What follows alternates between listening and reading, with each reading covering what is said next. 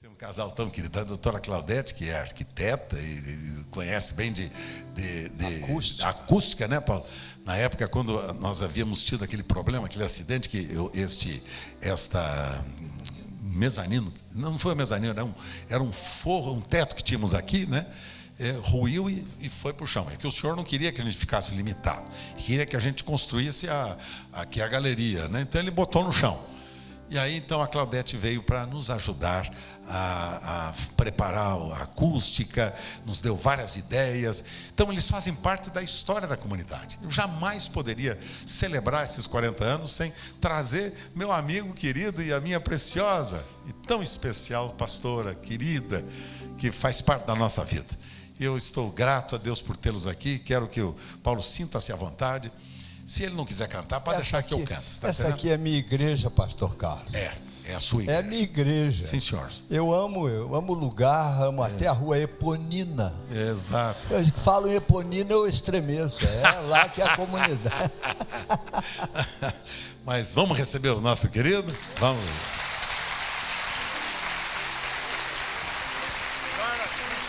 Aleluia. Que bom. Que bom estarmos aqui nessa manhã. É motivo de emoção e gratidão a Deus. Eu tenho acompanhado o ministério da comunidade desde o seu início. E saudade do Brândolis. Eu não sei se vocês chegaram a conhecer o Brândolis, mas era um queridão. E todo mundo, eu vi esses meninos, pastor, meu Deus, Ronaldo Pastor.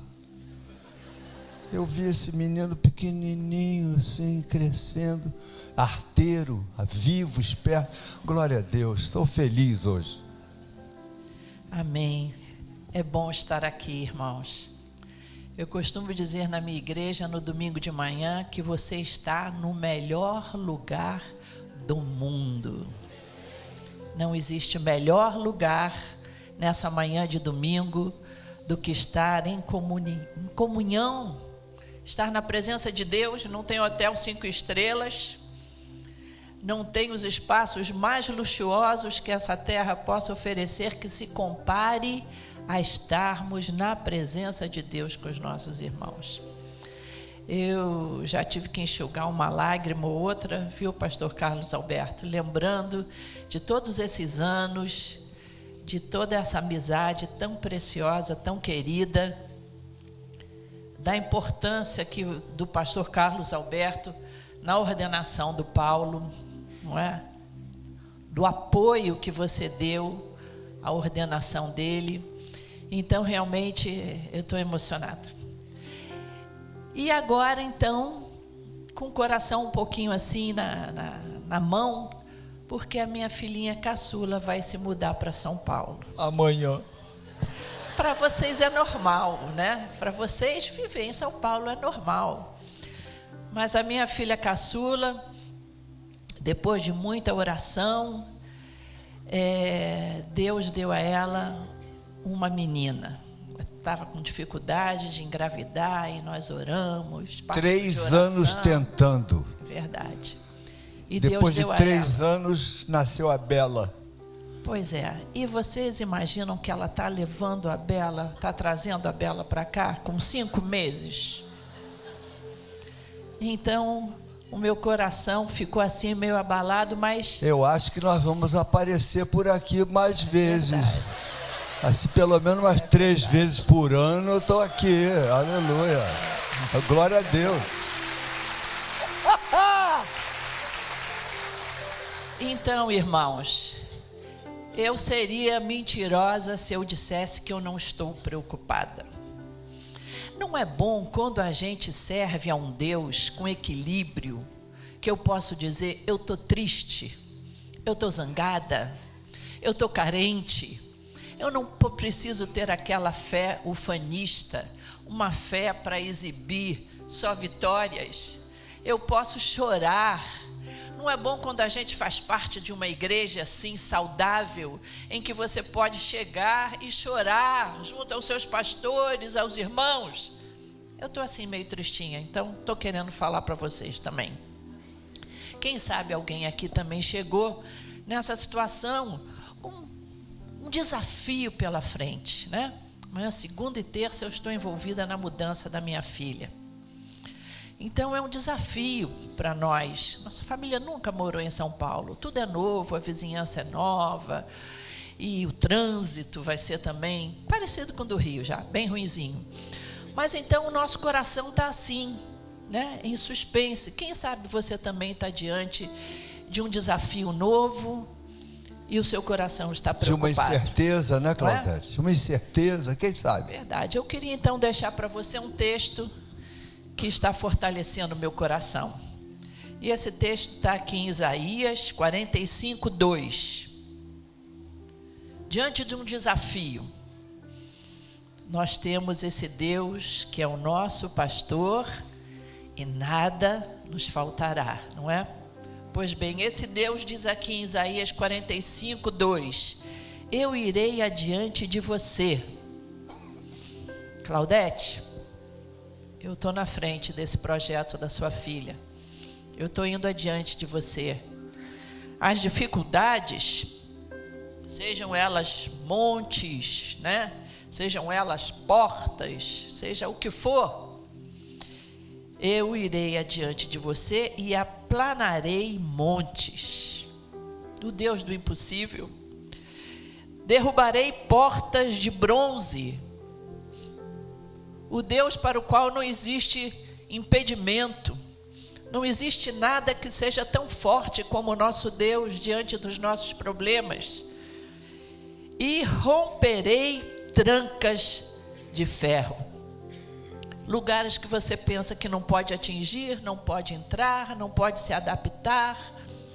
Situações de família, situações, desafios financeiros, situações de doença, os impossíveis para nós são possíveis para o nosso Deus. Ele romperá trancas de ferro na minha vida, na sua vida, porque Ele é o nosso pastor e nada nos faltará. Deus abençoe vocês. Aleluia. Abra sua Bíblia aí. Hoje eu não quero falar de novidade, eu quero falar a velha história da cruz. Marcos capítulo 4, e o tema do que eu vou falar é: Deus nunca se atrasa e Deus nunca se engana. Vamos ler lá, Marcos capítulo 4, pode projetar aí, tem como?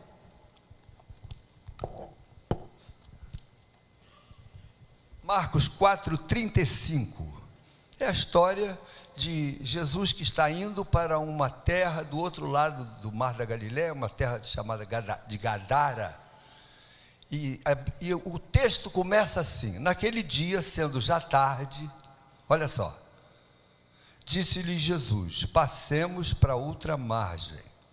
E eles, despedindo a multidão, o levaram assim como estava no barco, e outros barcos o seguiam. E levantou-se um grande temporal de vento, e as ondas se arremessavam contra o barco, de modo que o mesmo já estava a encher-se de água.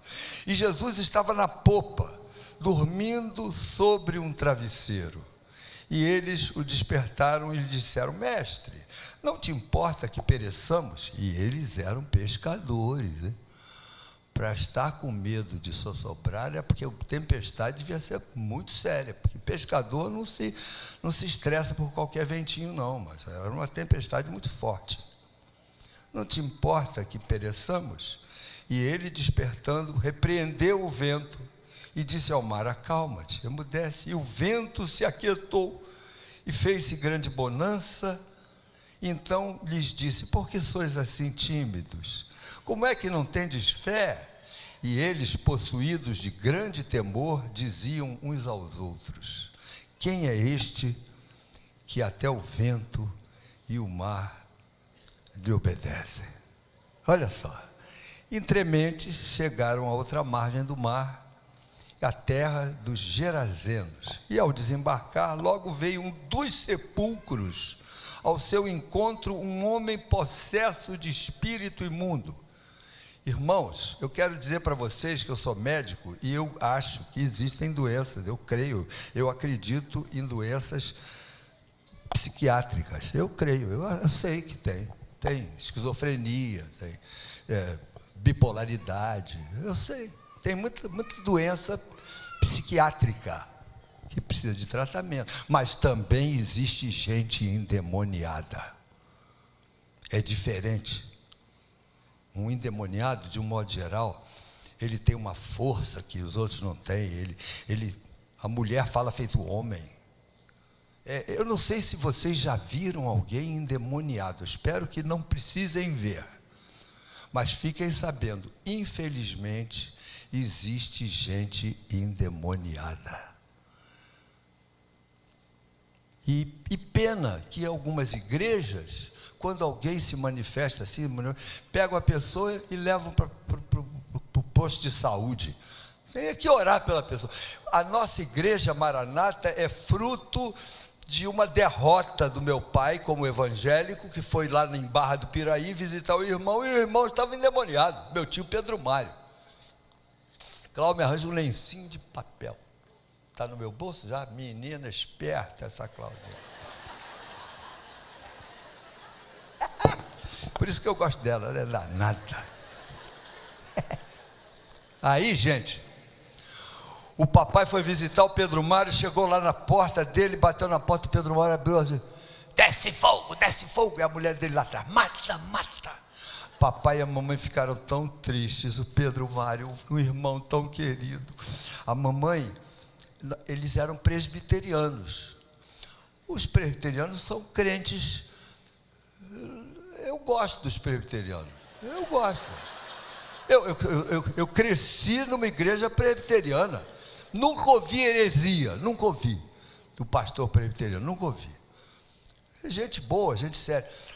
Naquela época, as igrejas tradicionais não estavam muito envolvidas com avivamento, com oração pelos enfermos, com ver as manifestações de Deus. Naquela época, não. Hoje em dia, tem muita igreja presbiteriana mais avivada que muita igreja chamada pentecostal, sabe? Eu conheço igreja batista, fogo puro. E eu conheço algumas pentecostais que estão precisando de avivamento. Nome ainda não quer dizer nada. Depende da sinceridade e do desejo de conhecer Jesus das pessoas que estão naquela igreja, tá bom? Eu sou metodista, batista, presbiteriano, Assembleia de Deus, Maranata, Nova Vida. Tem gente boa em todas elas, tá bom? Bom, aí o papai, a mamãe lá, a mamãe olhou para o Pedro Mário e falou, em nome de Jesus. Mas não, sabe esses crentes que só vão à igreja no domingo de manhã? Vocês conhecem alguém? Só vem domingo de manhã. Se é para você, a carapuça é própria, meu. A gente precisa, olha, crente bom é rato de igreja. Tem que estar lá, domingo de manhã eu vou à igreja, e se eu puder vir de noite eu venho também, se não puder eu venho na quinta ou na quarta, eu vou na reunião do pequeno grupo, eu estou envolvido, eu preciso me envolver, porque se eu ficar sozinho eu esfrio. Bom, a mamãe falou em nome de Jesus, o Pedro Mário saiu correndo, mesmo assim, porque o nome de Jesus é poderoso, tá bom? Mesmo quando o crente não vale nada, Jesus vale. E aí voltaram para o Rio arrasados. E papai e a mamãe começaram a procurar reuniões de oração, ler a Bíblia. Papai deixou de fumar. Papai era diácono, mas fumava escondido. Mas você sabe que depois que do avivamento chegou no coração do papai disse, não dá para fumar não, esse negócio de fumar estraga o pulmão, eu vou parar com isso. Deixou de fumar, começou a ler a Bíblia, começou a ter reuniões de oração na minha casa, e eu pequenininho vendo isso tudo. Papai abriu a reunião na casa dele, para uma reunião de oração, e a reunião foi crescendo. Hoje é a nossa igreja, Maranata, tem 10.800 membros. Começou lá na reunião da casa do papai e da mamãe, e eles se avivaram, e Pedro Mário foi para o Rio de Janeiro, algumas semanas, meses depois. Papai era médico, né? Papai falou para o pai dele, para o pai do Pedro Mário, o irmão, manda o Pedro Mário aqui para casa. E mandaram o Pedro Mário, chegou lá em casa, o papai botou a mão na cabeça do meu tio, eu estava na sala. Em nome de Jesus, sai dele. E o Pedro Mário deu um pulo para trás e se levantou liberto. Se levantou liberto. Uma oração. Que doença psiquiátrica é essa que sai com oração? Não. Eu sei que o Pedro Mário foi liberto. E aí o vovô com 80 anos se converteu. Ele ia para a igreja que tinha lá em Barra do Piraí.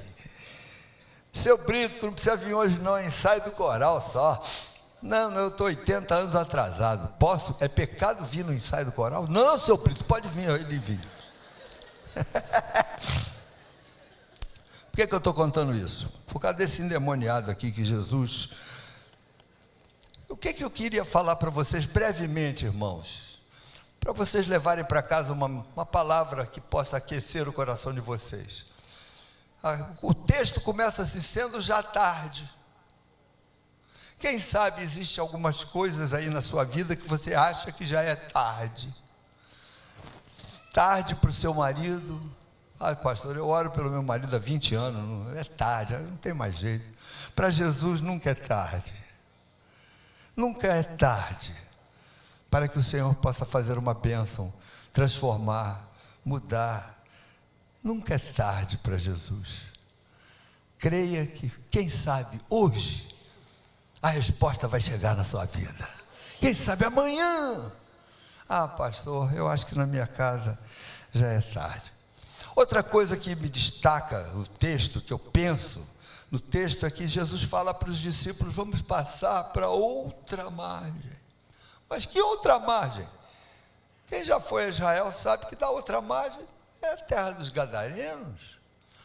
Não é terra de judeu. Ninguém ia lá. E provavelmente um dos discípulos deve ter perguntado para o outro, o que é que nós vamos fazer na outra margem? Tem nada para fazer lá. Jesus quer ir para outra margem. Que coisa. Ele quer ir, vão. Mas não tem nada para fazer lá.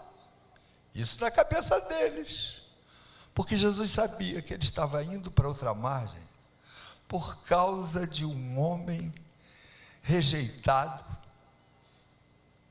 que a família havia rejeitado, chegou no fundo do poço. Você conhece alguém que chega no fundo do poço? Eu estava vindo para cá, é que eu estou lá no Itaim Bibi, me puseram no Itaim Bibi, para vir para cá é um bom pedaço, gente dormindo na rua.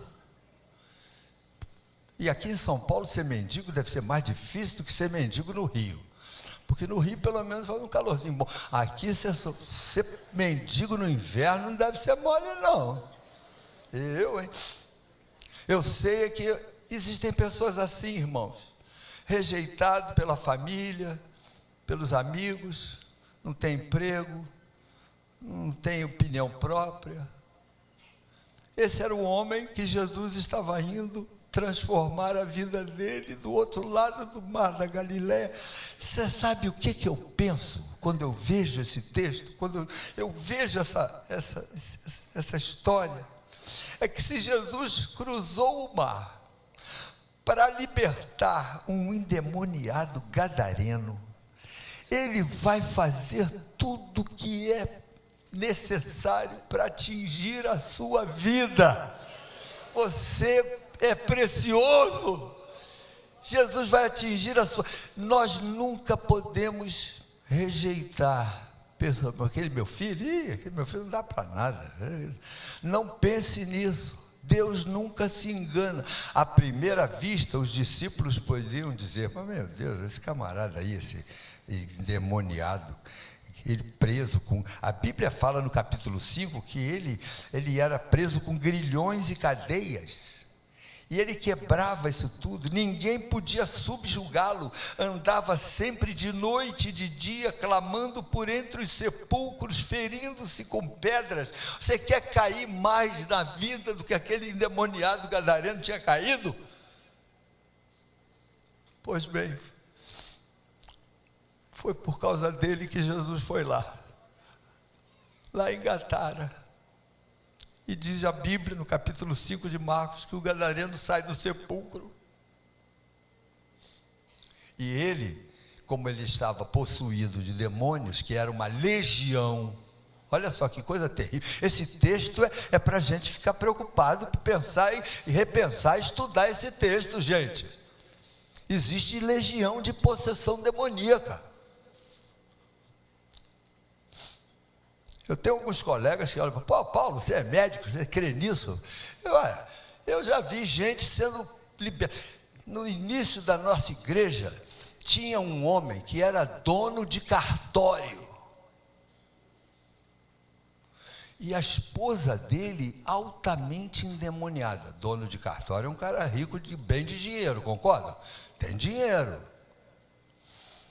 E ele e a mulher iam lá em casa. E a mulher era endemoniada. E oravam por ela. E ela dava uns pulos para trás. E ela ficava liberta. O problema é que na semana seguinte eles voltavam lá onde eles frequentavam. E aí os demônios reempossavam. Ela voltava na semana seguinte lá em casa, endemoniada de novo. Foram acontecidos mais 8, 9 vezes. Até que os irmãos lá da nossa reunião tem alguma coisa errada aí? Toda semana essa mulher é liberta? O que está vendo? O que acontece? Não, é que na quarta-feira nós voltamos lá naquela reunião lá onde os demônios são invocados. Mas você tem que escolher. O que você quer? Você quer servir a Jesus ou quer servir a esses demônios? Escolhe. E eles então nunca mais se envolveram com essas coisas, e ela foi liberta. Mas por que o senhor sabe que ela era endemoniada? A mulher que ia meia-noite para o cemitério, ela, esposa de um dono de cartório, meia-noite para o cemitério, levava umas galinhas vivas, pegava a galinha pelo pé e pela cabeça, e comia a galinha pelo meio com pena e tudo, de sangue, coisa de demônio. E essa mulher foi totalmente liberta. O Evangelho de Jesus é poderoso para libertar as pessoas, tirar você dos seus medos. Se você anda aqui, quem sabe, tem tido um problema assim de angústia, de medo. Antes de terminarmos essa reunião, eu quero orar por pessoas que estão vivendo situações de aflição, de medo, de insegurança, de não saber o que eu vou ser na vida. Você pensa que isso é coisa boba? Não, senhores. Quando eu tinha 18 anos era o meu drama. Eu não sabia o que eu queria ser. Eu tinha que escolher se eu ia ser médico, advogado, engenheiro, vendedor de bicicleta. Eu não sabia o que eu queria. E é possível que haja alguém aqui assim com um filho vivendo uma situação nós vamos orar, porque o nosso Deus é um Deus que nos orienta, esclarece a nossa mente, tira as nossas dúvidas. Aleluia. Bom, então a verdade é que Jesus foi lá, o endemoniado veio falando umas bobagens, Jesus expulsa os demônios, e os demônios entram em porcos. Vocês depois leiam o capítulo 4 e o capítulo 5 de Marcos, vocês vão ver lá que os demônios entram nos porcos, os porcos se lançam num abismo e morrem afogados, e os donos dos porcos ficaram com ciúme, ou com inveja, ou com raiva, porque a fonte de lucro deles havia cessado. Era uma região que não era uma região judaica, tanto que eles criavam porcos. Judeu não come porco, então ali não era a região dos judeus, era uma outra região. Mas não importa, Jesus não veio só para judeu, não. Jesus veio para todo mundo. Jesus veio para mim, para você, para quem torce pelo Corinthians, para todo mundo. Glória a Deus. Eu acho que eu citei o time errado. Tudo bem, gente. Tá, obrigado. Tá tudo aqui já, beleza. Quem fez radioterapia, de vez em quando precisa beber água. Bom, aí o que acontece? Jesus liberta o endemoniado. E a gente vê, logo em seguida, no capítulo 5, no versículo 15, como é que estava aquele homem nu, sujo, ferido, descabelado. nojento, aquele endemoniado, como é que ele estava? Olha só, capítulo 5, versículo 15. Assentado, vestido, em perfeito juízo, conversando com Jesus. É isso que Jesus faz na vida da gente. Melhora tudo, melhora até a aparência. O menino estava bonito, vestido, conversando com Jesus. Aí os porqueiros, vai embora, você destruiu nossa fonte de lucro, não queremos você aqui. Jesus chegou na cidade de Gadara, libertou um homem e foi embora de novo para a terra dele, não ficou lá. Deixou um homem transformado. Eu imagino aquele homem, a gente nem sabe o nome dele, voltando para casa, bonito, cheiroso, e a família dele olhou, quem é que vem lá? É ele? Não, não pode ser, não é ele não. É ele, mas está mudado, está diferente, está andando direito. O que aconteceu com ele? Jesus havia entrado no coração daquele homem, mudou tudo, mudou cabeça, mudou coração, mudou perspectiva de vida, mudou destino, mudou futuro. E aí Jesus, a Bíblia diz que Jesus então entrou no barco. Olha só, versículo 18 do capítulo 5. Entrando Jesus no barco, o ex-endemoniado suplicava-lhe o que for endemoniado, que o deixasse estar com ele. Deixa eu ficar contigo, Senhor, deixa eu ficar perto de ti. Tu curaste, tu me mudaste, tu me transformaste, agora eu sou novo homem, a vida nasceu de novo para mim, eu quero ficar sempre perto de ti, Senhor. Que coisa linda. Quem é transformado por Jesus, quer permanecer na presença de Jesus o tempo todo. Aí você pode ter um emprego, você pode ir para casa de carro, você pode ir para o teu trabalho de carro, mas você quer sempre permanecer com Jesus. No engarrafamento, canta um hino, fala com Ele, glorifica o nome de Jesus, aquece o coração, não permita que o teu coração esfrie, meu filho. Quem teve um encontro com Cristo quer sempre ficar pertinho de Jesus.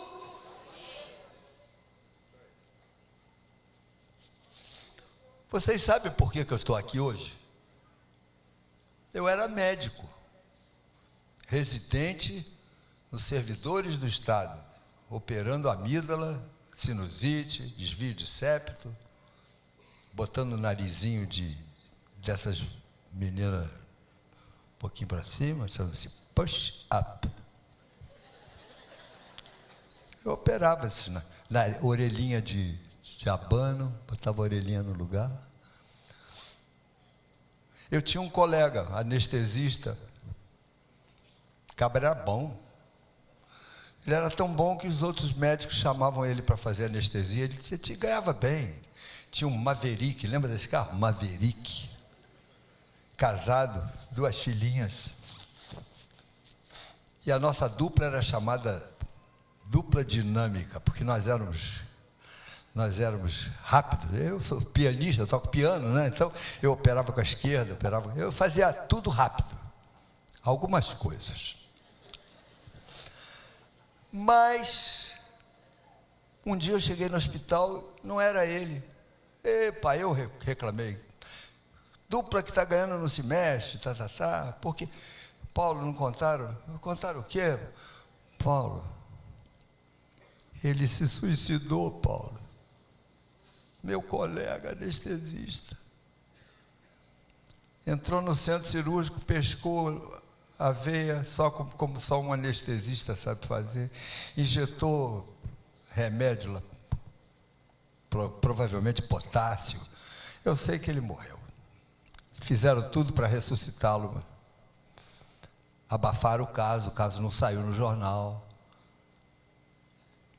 Quando me contaram que ele tinha morrido, meus irmãos, olha que meu pai já era crente já tinha reunião na nossa casa, mas eu era devoto de São Raimundo, né? Um pé na igreja, outro pé no mundo.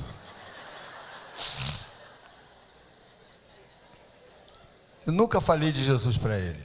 Eu achava que ele não precisava, ele era rico, tinha tudo, assobiava. Ele fazia anestesia assobiando. Mas quando me contaram que ele se suicidou, eu me lembro que eu estava lá no centro cirúrgico, eu fui arriando assim, perdi as forças. E me deu uma sensação de culpa, uma sensação de fracasso. Eu conhecia Jesus, eu sabia o caminho, por que eu não falei para ele nunca? Nunca. Naquele corredor de hospital, eu falei, meu Deus, de hoje em diante, quem ficar perto de mim, eu vou falar de ti. Aí, meus irmãos, foi questão de tempo, virei pastor.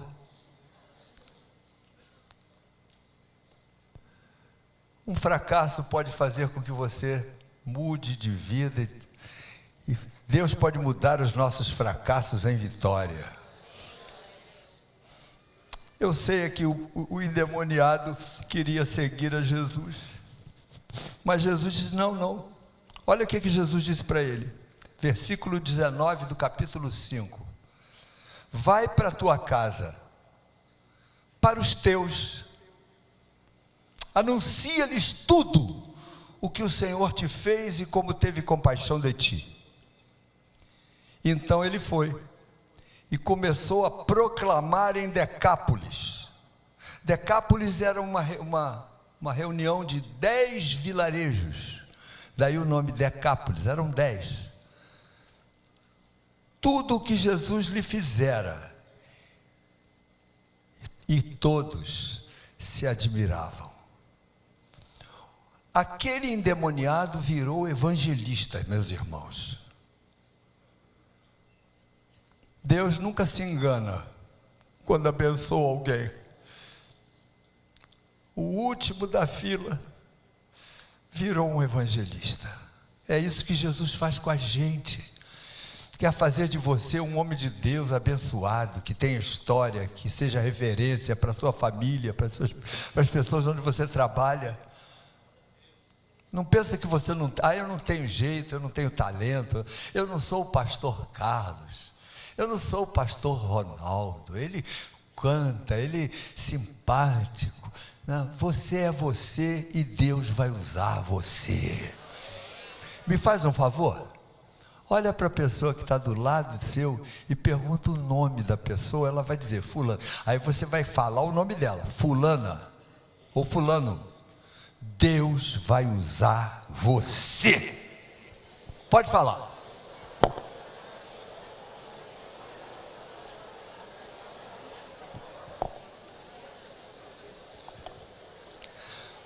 Deus tem sempre um plano para você, meu filho. Deus tem uma missão para você nessa manhã.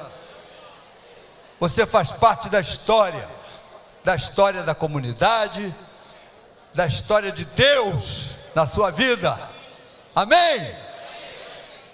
Como é que eu sei que esse homem virou um evangelista? Olha, meus irmãos, no capítulo 8, capítulo 7, versículo 31, conta que Jesus, mais ou menos uns 2 anos e meio, voltou àquela região de Decápolis. Está escrito na Bíblia. Capítulo 7, 31, Jesus volta a Decápolis. Foi lá que Jesus fez a segunda multiplicação de pães. A primeira eram 5 pães e 2 peixinhos. Na segunda multiplicação, 7 pães. E 4.000 pessoas participaram da segunda multiplicação de pães. Que tanta gente era essa interessada em ouvir falar de Jesus, se Jesus nunca tinha mais voltado lá? Você sabe de quem que eles eram fruto? Do endemoniado gadareno, que virou um evangelista. Pelo menos 4.000 pessoas estavam interessadas em ver as coisas de Jesus. Nas entrelinhas da Bíblia a gente entende muita coisa. Deus usou aquele homem sozinho, ele não tinha feito seminário, era uma história. Eu era um endemoniado, eu era um monstro. Jesus mudou a minha vida. O que você precisa, meu filho, é contar o que Jesus fez na sua vida, e Deus vai usar você. Conta para o seu vizinho, conta para o seu amigo. Não seja um chato. Há momentos que é melhor não falar nada. O cara está lá, vendo o jogo, 40 minutos, segundo tempo, o Corinthians vai empatar, tem pênalti. Aí você chega: fulano, eu podia falar de Jesus para você? Espera aí, escolhe uma melhor hora, escolhe uma hora sábia, não vai jogando pérolas aos porcos, mas seja simpático.